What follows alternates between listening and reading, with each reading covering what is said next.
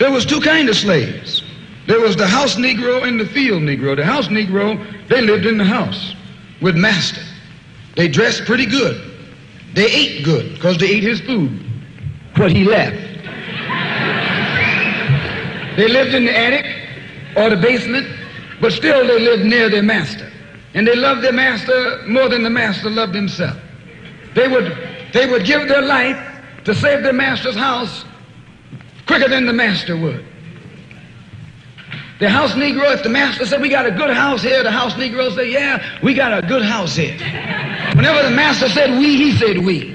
That's how you can tell a house Negro.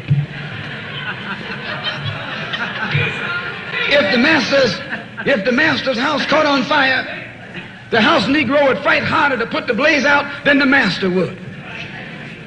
If the master got sick, the house Negro would say, what's the matter, boss? We sick. We sick.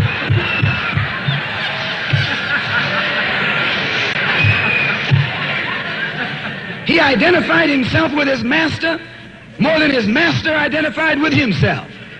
And if you came to the house Negro and said, let's run away, let's escape, let's separate, that house Negro would look at you and say, man, you crazy.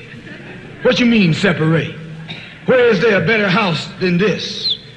Where can I wear better clothes than this? Where can I eat better food than this? That was that house Negro. In those days, he was called a house nigger. And that's what we call him today, because we still got some house niggers running around here.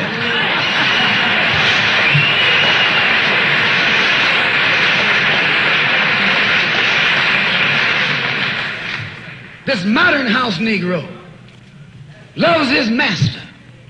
He wants to live near him. He'll pay 3 times as much as the house is worth just to live near his master. And then brag about, I'm the only Negro out here.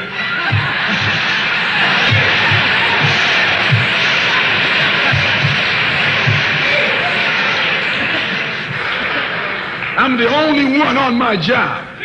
I'm the only one in this school. You're nothing but a house Negro. And if someone come to you right now and say, let's separate, you say the same thing that the house Negro said on the plantation. What you mean separate? From America? This good white man? Where you gonna get a better job than you get here? I mean, this is what you say. I ain't left nothing in Africa. That's what you say. Why, you left your mind in Africa.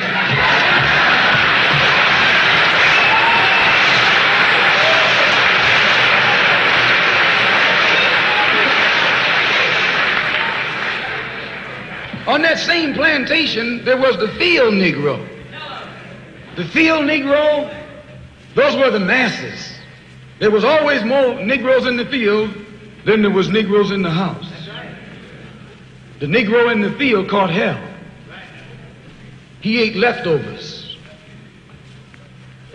In the house, they ate high up on the hog. The Negro in the field didn't get nothing but what was left of the insides of the hog. They call them chitlins nowadays. In those days, they call them what they were, guts. That's what you were, a gut eater. And some of you all still gut eaters.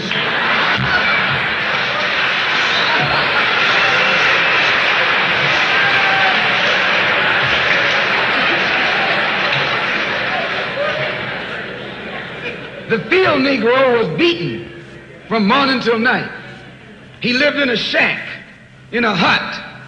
He wore cast-off clothes. And he hated his master. I say he hated his master. He was intelligent. That house Negro loved his master. But that field Negro, remember, they were in the majority. And they hated his master. When the house caught on fire, he didn't try and put it out. That field Negro prayed for a wind, for a breeze. When the master got sick, the field Negro prayed that he died. If someone come to the field Negro and said, let's separate, let's run, he didn't say, where are we going? He said, any place is better than here.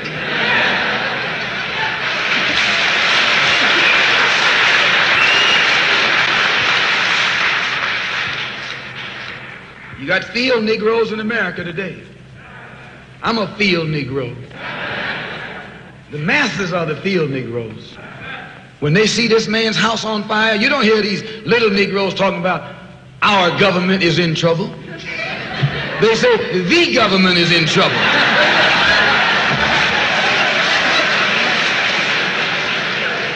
Imagine a Negro, our government. I even heard one say our astronauts. They won't even let him near the plant. And our astronauts, our Navy. That's a Negro that's out of his mind. That's a Negro that's out of his mind. Just as the slave master in that day used Tom, the house Negro, to keep the field Negroes in check, the same old slave master today has Negroes who are nothing but modern Uncle Toms, 20th century Uncle Toms, to keep you and me in check, keep us under control, keep us passive and peaceful and nonviolent.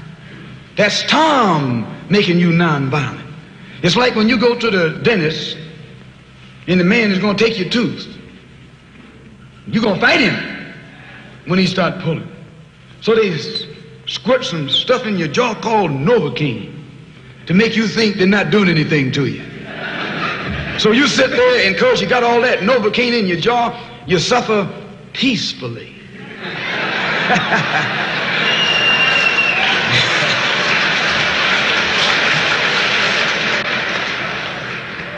There's nothing in our book, the Quran, as you call it, Quran, teaches us to suffer peacefully.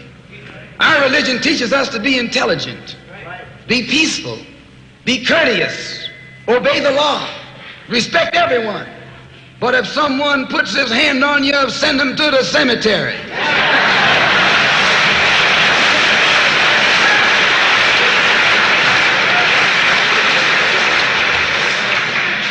That's a good religion. In fact, that's that old-time religion.